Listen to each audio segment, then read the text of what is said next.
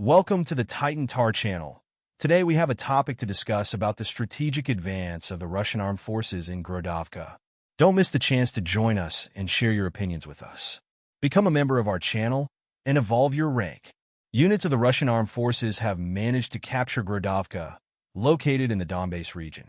This sector of the front line is under the responsibility of the Russian Group of Troops Center, and the news was confirmed by the press service of the Russian Ministry of Defense.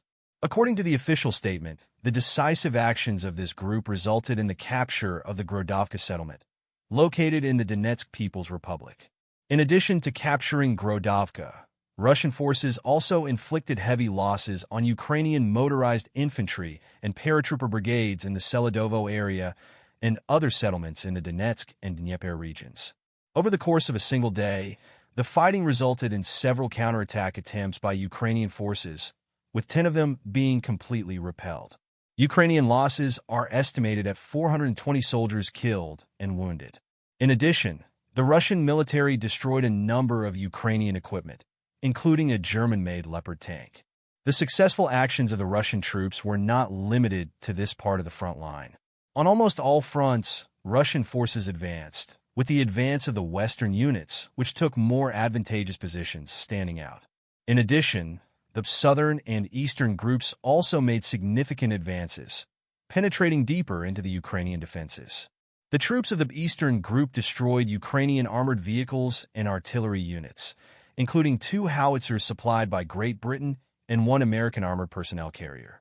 As the military conflict between Russia and Ukraine continues, speculation is mounting about its possible outcome. The Vice President of the European Union's diplomatic service has stated that if Western military and financial assistance to Kyiv were to be stopped, the conflict could end within 15 days with a Russian victory. However, he stressed that the West is focused on securing a stronger negotiating position for Ukraine in order to prevent Russia from achieving its goals unilaterally. According to the diplomat, while many want a quick end to the war, it is crucial that this happens in a way that preserves Ukraine's sovereignty and security. He questioned whether the Europeans would be willing to accept an outcome in which Ukraine is subjugated and urged the West to continue providing support to Kyiv so that it has sufficient arguments at the negotiating table. The Vice President for European Diplomacy stressed the importance of ensuring that, when the time comes for negotiations, Ukraine can do so under conditions that protect its territorial integrity. These remarks, while not new, reflect growing concern in the West about the course of the conflict.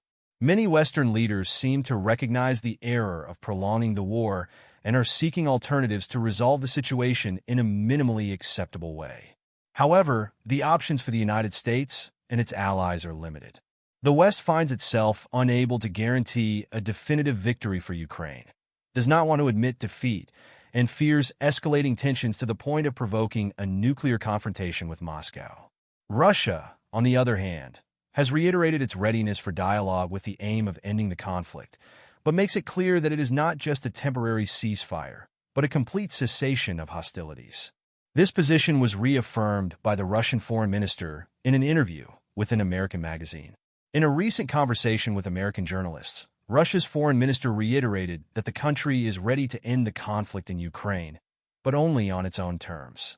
According to the minister, in order for the fighting to end, it is necessary to address the root of the problem: Western interference in Ukrainian affairs. This includes ending Western arms supplies to Kyiv, as well as the need for Ukraine to adopt a neutral stance, return to non-aligned status, and ensure respect for the rights of Russian-speaking citizens. The minister stressed that Russia's position is well known and remains unchanged. The country is open to a political and diplomatic solution, but this solution must address the root causes of the crisis.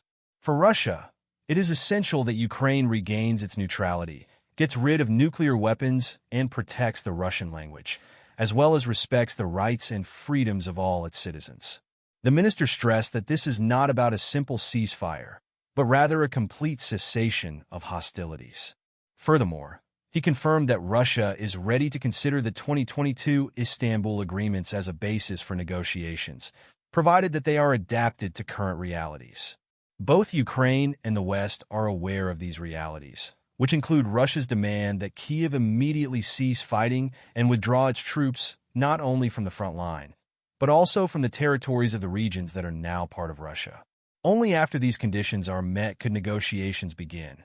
And as President Vladimir Putin stressed, if Russia's demands are not accepted, future conditions will be even more stringent, possibly involving the claim to more territories in addition to the 4 regions already annexed.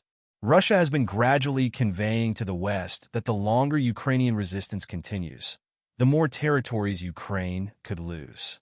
This appears to be a strategy to pressure both Kyiv and its Western allies to accept Russian terms before the situation deteriorates further for Ukraine. Meanwhile, another issue that has been gaining traction is the Ukrainian Legion in Poland. Polish press reports indicate that Ukrainians living in Poland and other European countries have shown interest in enlisting in this military unit. In early October, a reception and registration center was opened in a Polish city, recruiting Ukrainian citizens who had fled not only to Poland but also to other European countries. The center operates in partnership with the Ukrainian consulate, and since its opening, around 200 people have expressed interest in joining the Legion. Interestingly, most of these applications were submitted online or through diplomatic missions, without the candidates appearing in person. According to available information, 138 Ukrainians have applied online, and another 58 have sent their applications directly to Ukrainian diplomatic missions in Poland.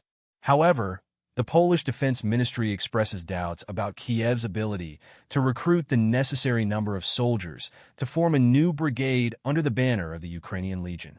Although Poland is helping as best it can, offering benefits such as the promise of Polish citizenship through a simplified process for those returning after service, as of the end of September, there were no significant numbers of people interested in joining the Legion for this purpose.